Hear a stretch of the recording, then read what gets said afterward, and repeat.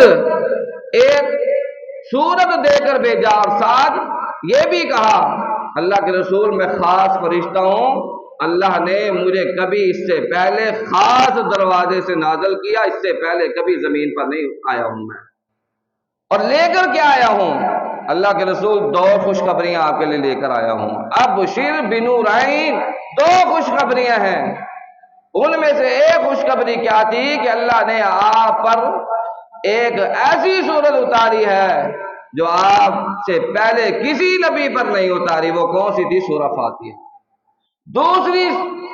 دوسری کیا تھی خوشخبری؟ کہ سورہ بقرہ کے آخری آیات، آخری 2 آیات، اللہ اکبر، فرمایا کہ آپ کو اللہ نے اتنا بڑا اعزاز دیا ہے کہ آپ ان دونوں کو پڑھنے کے بعد جو بھی اللہ سے مانگیں گے اللہ وہ آپ کو عطا کر دے گا۔ سبحان اللہ، اتنی بڑی خوشخبری۔ پیارے پیغمبر جناب محمد رسول اللہ صلی اللہ علیہ وسلم نے فرمایا لو ان فاتحۃ الکتاب جعلت فی کفۃ المیزان وجعل القرآن فی کفۃ الاخرى لفضلت فاتحۃ الکتاب علی القرآن 7 مرات۔ کہا اگر فاتحہ، سورہ فاتحہ قیامت کا دن ایک میزان میں رکھ دی جائے اور دوسرے قرآن میں قرآن پورا رکھ دیا جائے، دوسرے میزان میں، دوسری ترازو کے اندر پورا قرآن رکھ دیا جائے تو 7 مرتبہ 7 فضیلتیں سورہ فاتحہ کو حاصل ہے، 7 دفعہ۔ اللہ اکبر۔ اسی طرح پیارے پیغمبر جناب محمد رسول اللہ صلی اللہ علیہ وسلم نے فرمایا، یہ سورہ فاتحہ ہم اس کو معمولی سمجھتے ہیں، فرمایا لا صلاۃ لمن لم یقرأ بفاتحۃ الکتاب، جس نے نماز کے اندر سورہ فاتحہ نہیں پڑھی اس کی نماز ہی نہیں ہے۔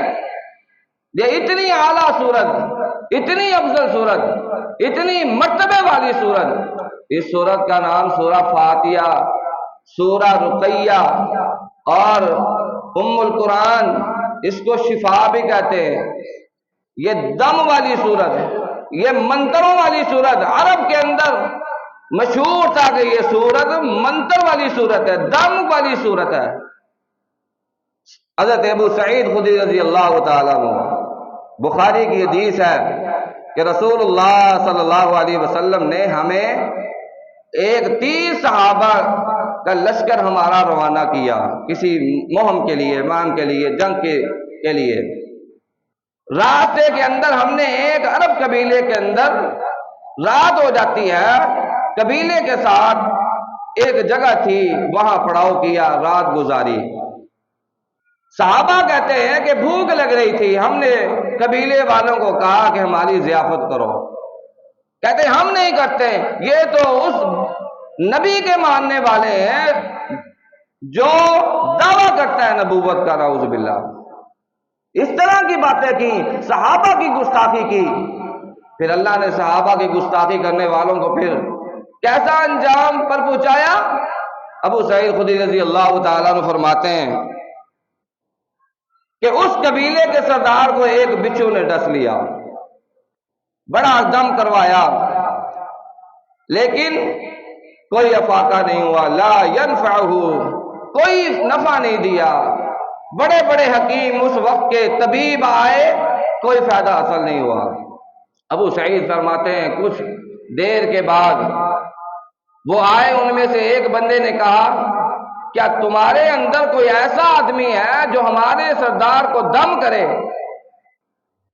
کہا ابو سعید نے ہاں میں ہوں، دم کروں گا، لیکن شرط یہ ہے کہ تم ہماری ضیافت بھی کرو گے اور 30 بکریاں بھی لوں گا۔ اللہ اکبر، مان گئے، ٹھیک ہے جی۔ صحابہ کہتے ہیں حضرت ابو سعید خدری رضی اللہ تعالیٰ عنہ گئے، اس سردار کو دم کیا 7 مرتبہ، 7 مرات۔ حدیث کے الفاظ ہیں فقرات علیہ الحمد 7 مرات۔ ابو سعید کہتے ہیں میں نے 7 مرتبہ سورہ فاتحہ پڑھی اور اس پر پھونک ماری، اللہ نے ان کو شفا عطا فرما دی۔ جب شفا دی، ماننے لگے کہ واقعی یہ بندے ان کے پاس علم ہے، ان کے پاس کوئی ایسی چیز ہے اس کے بعد 30 بکریاں بھی دی، صحابہ کی ضیافت بھی کی۔ حضرت ابو سعید فرماتے ہیں میں وہ بکریاں لے کر محمد الرسول اللہ صلی اللہ علیہ وسلم کے پاس گیا، کہا اللہ کے رسول مسئلہ ہمارے لیے یہ ہے، ہم نے بکریاں تقسیم نہیں کی کیونکہ ہمیں علم نہیں ہے کیا قرآن کے ذریعے، کتاب اللہ کے ذریعے، دم کرنے کے ذریعے یہ جو بکریاں ہم نے لی ہیں ہمارے لیے جائز ہے؟ ہمارے لیے لوگ کہتے ہیں نا اپنے اپنے ضرف کی بات ہے، اپنے اپنے علم کی بات ہے نا، لوگ کہتے ہیں جی قاری صاحب آپ قرآن کا علم کے بدلے قرآن بیچ رہے ہیں، علم کے بدلے آپ ہم سے مکمکا کر رہے ہیں، پیسے لینا چاہتے ہیں۔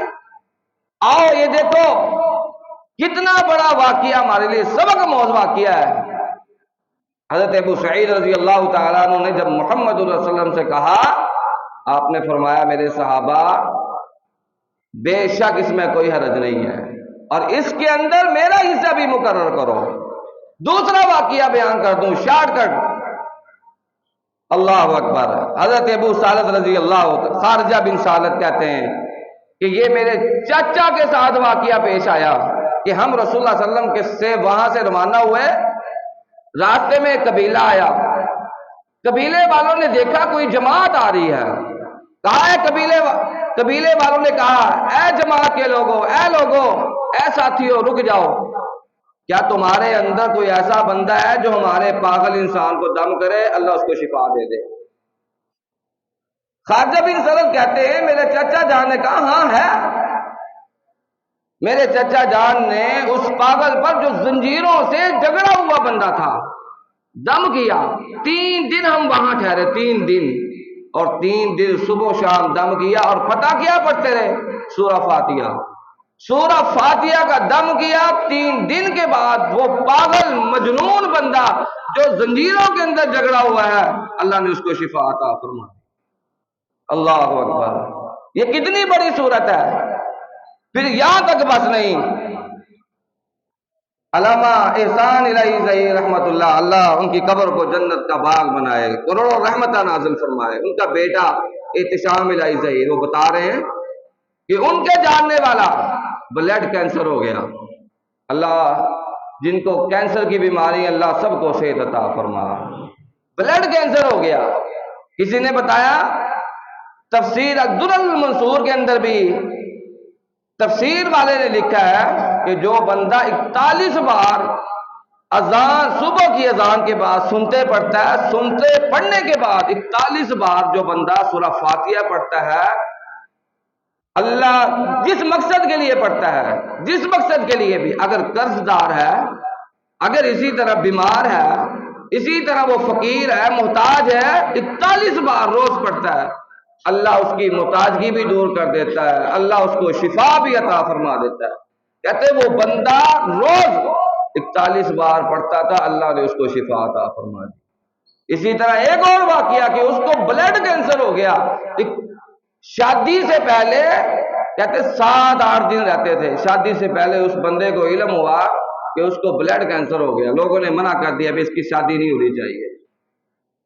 اس کو کسی نے بتایا بھی 41 بار سورہ فاتحہ کے دم شروع کر دو، اس نے دم شروع کیا، اللہ نے اس کو شفا عطا فرمائی۔ علامہ احسان الہی ظہیر فرماتے ہیں کہ اس بندے کی شادی بھی ہو چکی ہے، اللہ نے اس کو 3 بیٹے بھی عطا فرما دیے۔ اتنی طاقت والی، اس لیے تو اس سورت کا نام سورہ دم بھی ہے، سورہ رقیہ بھی ہے، ام القرآن بھی ہے، الشفا بھی ہے، منتر جسے دم جنتر منتر کہتے ہیں، عرب ممالک اس کو منتر بھی کہتے تھے۔ تو میرے بھائیوں اللہ کا قرآن تو ویسے ہی شفا ہے، اور اس صورت کے اندر تو بہت زیادہ شفا ہیں۔ تو ہمیشہ قرآن کے ساتھ اپنی زندگی وابستہ رکھا کریں، اور اپنی زندگی کو قرآن و سنت کے مطابق زندگی گزارا کریں۔ اللہ سے دعا ہے کہ اللہ مجھے اس چیز کو جو بیان کیا ہے اللہ عمل کی بھی توفیق عطا فرمائے۔